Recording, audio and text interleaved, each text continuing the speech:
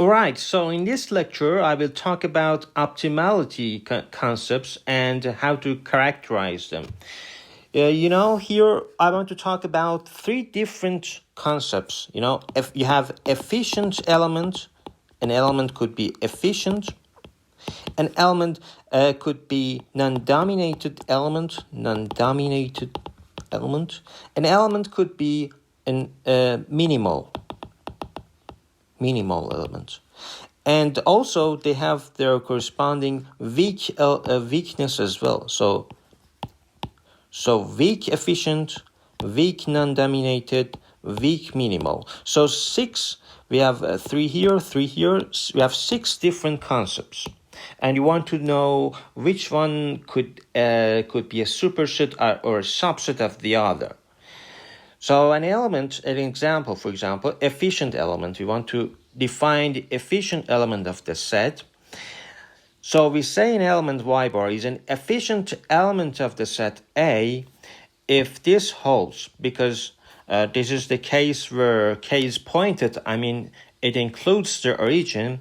So what does it mean? Y bar minus K, it could be something like this. This is y bar minus K.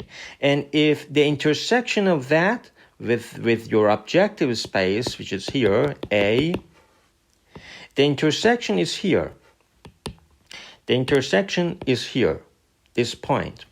And if the intersection is just a point, and it is y bar, then we say y bar is an efficient element of the set A.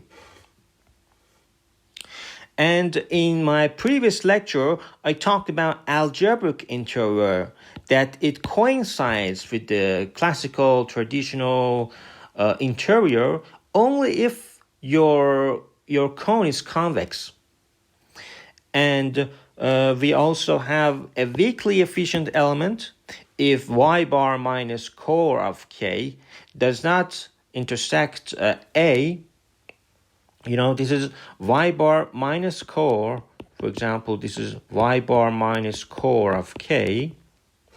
Let's say y bar minus interior of K, because we have assumed that our cone is convex. Then it does not. So space A is here, the objective space here. So it does not intersect. So we say it is a weakly efficient element.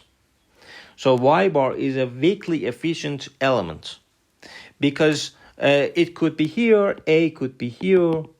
It doesn't intersect that. So it's a weaker concept in mathematics.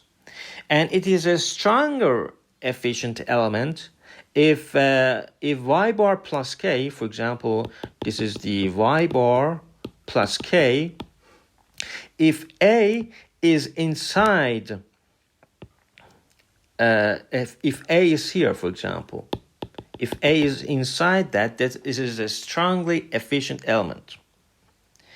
And so any efficient element of A is a weakly efficient element of A. This is typo error of A.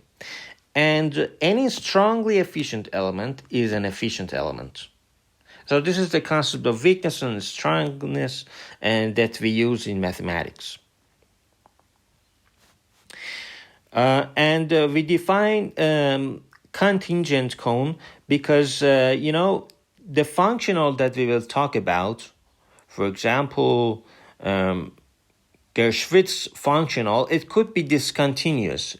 It could not be differentiable, or it could be even discontinuous, and sometimes it is non-smooth, sometimes it is smooth. So we need a generalization of all concepts that we have. A generalization of derivative for non-smooth analysis, and that's why we need 2 more books to read to understand it. So to define the tangent cone, and graphically, the intuition behind that is that it has some great properties. And this reminds you, for example, the subdifferential that covers all differential here. And the point is the theorem that says that if the functional is continuous and convex, then this holds for any edge inside your tangent cone. Your Clark tangent cone or any tangent cone. It could be any tangent cone. And you can kind of finding an upper bound for your functional evaluated at the points that is minimal. And that's the intuition behind that. And so we carry on and we define non-dominated elements of A with respect to the ordering. For example, if there exists no y such that this relation holds, because if this relation holds, for example, here is y plus k for example is a constant set valued maps, so instead of d of y which varies, I say for all of y we have just one cone. Just to illustrate it and explain it. So y plus k, y bar inside y plus k for any y. If it should not satisfy this relationship. If it does not satisfy this relationship, then we say y bar is a non-dominated element of the set. And same things about here. This is y bar minus k. This is y bar minus k. And the intersection of that with the objective space A is only here at this point. This is y bar. And we say y bar is the minimal element. And graphically I can say this, that about minimal elements, we care about the lower case. And for upper bound, we use the analogy of the upper side. We want to compare the upper side of that. That's why minimal is better and is more, it defines the order much better. But we always, in mathematics, we always start from weakness and we go to cover all the solutions. And an example could be your objective space norm of y is less than 1. And you can define for any y you have a different cone. Another example could be here. For any point y you have a different cones. This cone, this one. And if y is non-dominated with respect to d, then if d of y bar is inside d of y, what does it mean? It means d of y bar is inside intersection of all set valued maps, then it is a minimal. So minimality is a very restricted thing. You want to find the points, and we have a lemma for that if y bar is a minimal element of A with respect to D, and D of y is a subset of D of y bar, then y bar is also non-dominated of A with respect to D. Now we want to find another definition, because maybe your cone is not convex. That's why use the core concept.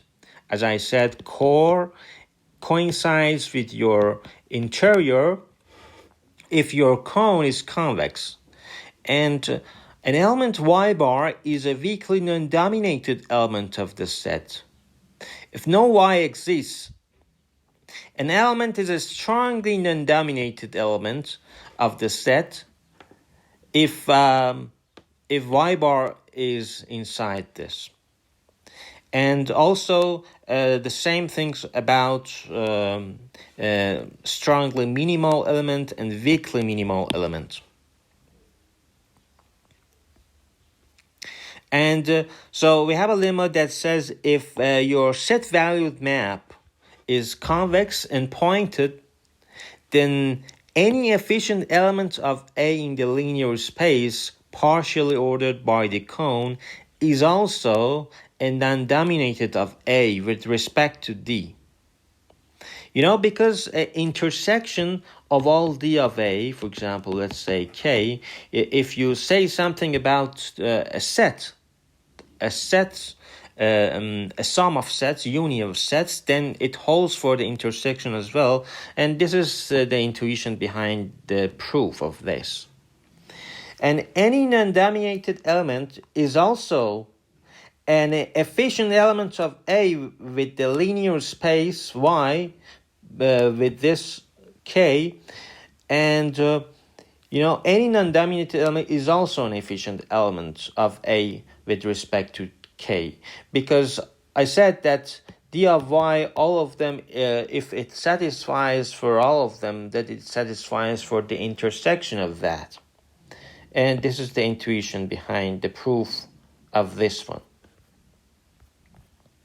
And in summary, I can say that we say Y bar is non-dominated with respect to D, but when we talk about efficiency, we are talking about a K, the intersection of all those set-valued maps. And that's why if Y bar is non-dominated with respect to D, and K is the intersection of all those set-valued maps, then Y bar is efficient. And if it is efficient, then we can say Y bar is minimal with respect to D. The same thing here holds for weakness as well.